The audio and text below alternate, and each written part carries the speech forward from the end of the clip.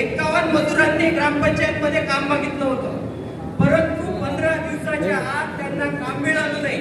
त्यामुळे त्यांनी बेरोजगार भत्त्यासाठी प्रश्न उपस्थित केला, परंतु मागील 10 महिन्यांपासून त्यांना बेरोजगारी भत्त्याचा कोणताच त्यांचा प्रश्न प्रशासनाने घेतला नाही.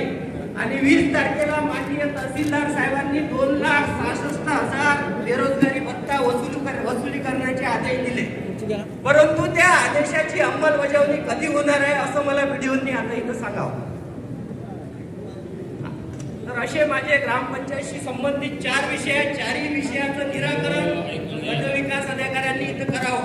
या आदेशाची अंमलबजावणी म्हणजे तो आदेश आमच्या कार्यालयापर्यंत आला का? अजून 27 तारखेला निघालेला आहे तो. साहेब, माझ्यापर्यंत तो आदेश आला, तुमच्यापर्यंत कसा काय नाही आला? बघ, 28 तारखेला तुम्ही सगळे तिथं सुनावणीला होतो. कालची 29 तारीख झाली ना, आजची 30 आहे. मग येऊ तर द्या साहेब. करता येईल. तहसीलदार साहेब सुद्धा इथंच बसलेले आहे. साहेब, आदेश आला नाही का यांच्याकडे? मला आदेश प्राप्त झाला, तक्रारकर्त्याला आदेश प्राप्त झाला, व्हिडिओला आदेश प्राप्त झाला नाही. सांगा यांचं काय प्रशासन काय आहे? तर त्या ऐकून घ्या, आम्हाला आल्यानंतरच त्याच्यावर कारवाई केली. त्या दिवशी सुनावणी. बरं, खुर्ची आणि लाईटचा विषय काय? लाईट संदर्भात चौकशी झालेली आहे, अहवाल सादर झालेला आहे.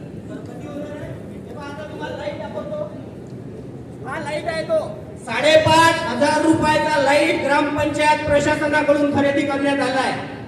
तुम्ही सगळे पत्रकार बांधव इथं उपस्थित आहात आणि याच लाईटची किंमत मी जेव्हा दर्यापूर मधील काही जनरल स्टोअर मध्ये या लाईटची किंमत विचारायला गेलो तर या लाईटची किंमत 850 रुपये होती. किती रुपये? 850.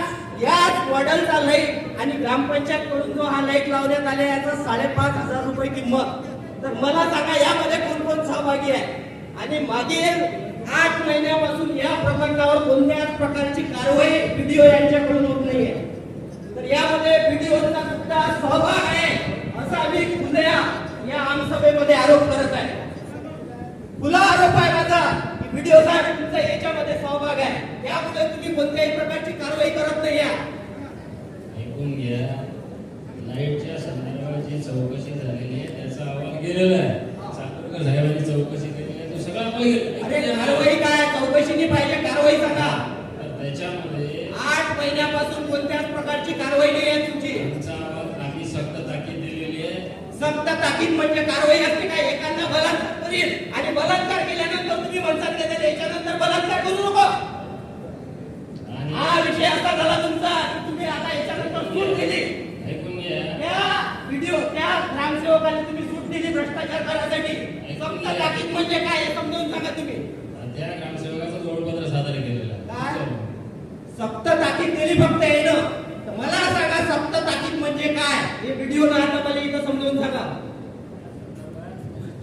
हे बघा, 5,500 रुपयाचा लाईट खरेदी केला, 850 रुपयाचा लाईट 5,500ला, 400 रुपयाची खुर्ची केली 1,800 रुपयाला आणि 200 फूट बिल काढले बोरवेलचे आणि 100 फुटच काम झालं.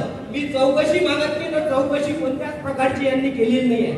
मागील 8 महिन्यापासून चौकशी प्रलंबित आहे.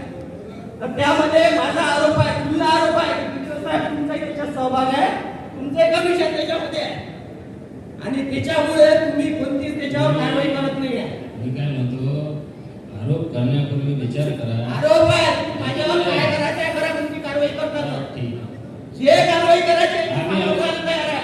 आम्ही अहवाल सादर केलेला आहे. बोरवेल 100 फुटाची झाली फक्त आमदार साहेब, 200 फुटाचे बिल काढले त्यांनी आणि कोणत्याच प्रकारची चौकशी त्यांच्याकडून होत नाही आहे. 15 लाख रुपये बिल काढले. झालं ना? जे आता तुमचे जे आरोप आहेत त्याची मला इकडे फाईल आहे. मी यांच्यासोबत मीटिंग लावतो. यांचे पण ऐकणं काम नाही ना आपलं. यांचं बोलणं आपल्याला ऐकून घ्या लागेल. यांच्याकडे तुम्ही म्हणता 100 बरोबर, या 200चे बिल काढले बरोबर आहे. माझा असं म्हणणं आहे यांचं ऐकून घ्या लागेल आपल्याला.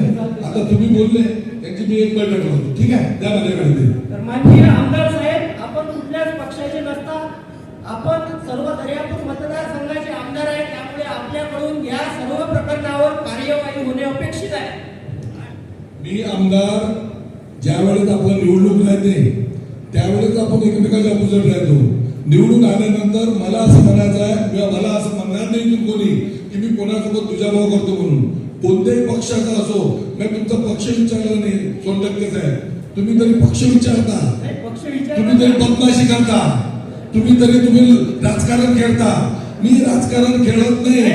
मी सर्वसाधारण व्यक्ती आहे, सर्वसाधारण लोकांसाठी झटणार आहे. हे अधिकारी नाही आहेत आणि जनताही माझीच आहे. मी सर्वसाधारण लोकांचे प्रश्न घेऊनच इथं आलो साहेब. बरोबर. तर मग तुमच्या प्रश्नाचं तुम्ही जे म्हटलं की एक सर्व म्हणजे तुम्ही सगळ्यांचे आमदार आहे म्हणून कारवाई करणार, तर तुम्हाला माझ्याबद्दल काही कंप्लेंट आहे का? कंप्लेंट काही नाही आहे, पण मी एक सांगून राहिलो तुम्हाला की बा, त्या दिवशी तुम्हाला बोलावलं ते तुमच्या समोर होईल, बैठक मध्ये बसू.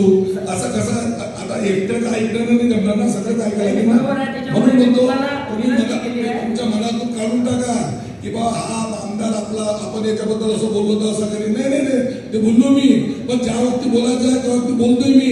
माझं कसं म्हणणं आहे माहिती आहे का, तू पिक्चर पाहिला का तो? नाही पाहिलं का? ज्याच्यामध्ये राजकुमार आहे आणि नाना पाटेकर आहे. पाहिला काय आहे त्याचं नाव? माहित नाही. सांगा ना तुम्ही. हा तुमच्या काळातला पिक्चर असेल ना. हा त्याचं नाव आहे तिरंगा. बरोबर आहे. आपल्या भारतावर अवलंबून आहे. त्याच्यामध्ये कसं आहे, नाना पाटेकर काय म्हणते त्याले, पहिले लाख फिर बात फिर मुलाकात. माझं तसं नाही, माझं राजकुमार सगळं काम आहे. पहिले बात फिर मुलाकात आणि जरूरत पडे तो जोर से लाख. म्हणून ना तुम्ही भरोसा करा, निश्चित राहा. मी आमदारला यावं गाव शाखा प्रमुख ते शहर प्रमुख आणि मग डायरेक्टर मग आमदार, मी असा धीरे धीरे गेलो ना. काय ते करू नका, आक्षेप घेऊ नका कोणावर किंवा हे आपण आपले आमदार नाही आहे कोण हे करते नाही.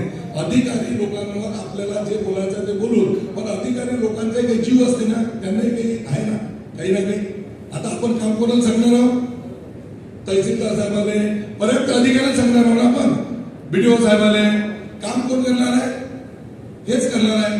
मग माझं असं मत आहे, थोडं अभ्यासावर होते, काही आरोप प्रत्यारोप असतात, ते आपल्याला बहुत निरसन करायचे असते. तुम्ही एक पदाधिकारी आहे, तुम्हाला त्या गोष्टीचं जाण पाहिजे. एकदम कोणावर एकदम चढून गेल्यानं नाही जमणार. काम होणार नाही. समजा आता एखाद्या वेळेस आपल्याला 3 कागद द्यायचे आहेत, आपल्याला 2च कागद आहे, मग एका कागदासाठी पुरं गाव फिरायला गेलं आपल्याला.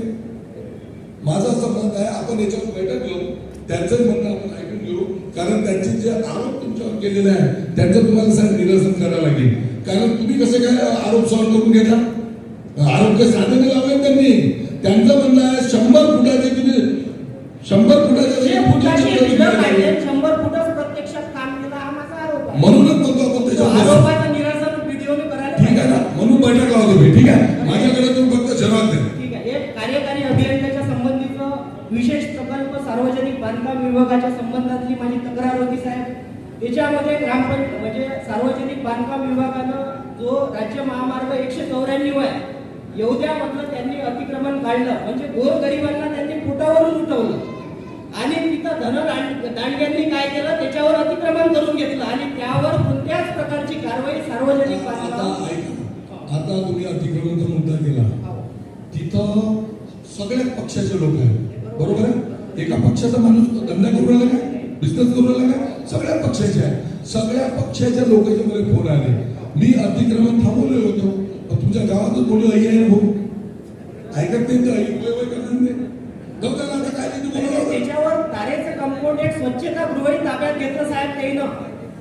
जे अतिक्रमण धारक आहे ना त्यानं तारेचं कंपाऊंड टाकलं, तर जे गोरगरीब महिलांसाठी विद्यार्थ्यांसाठी जे स्वच्छतागृह होतं ते सुद्धा त्या अतिक्रमण धारकांनी ताब्यात घेतलं आणि ते धनदांडगे असल्यामुळे त्यांच्यावर कोणत्याच प्रकारची कारवाई सार्वजनिक बांधकाम विभाग करत नाही आहे. पोलीस प्रशासन आणि सार्वजनिक बांधकाम विभाग संगमतानं ते अतिक्रमण हटवण्यात आलं आणि त्याच्यामुळे त्या धनदांडग्यांवर कोणत्याच प्रकारची कारवाई सार्वजनिक बांधकाम विभागाकडून होत नाही.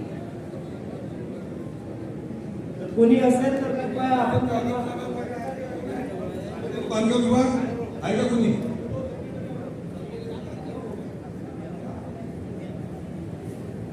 कोणी नाही काय अजून सांगितलं होतं. अरे सार्वजनिक बांधकाम विभाग नाही आहे कोणी, त्यांनाही तुम्ही सांगण्यात आलं बरोबर.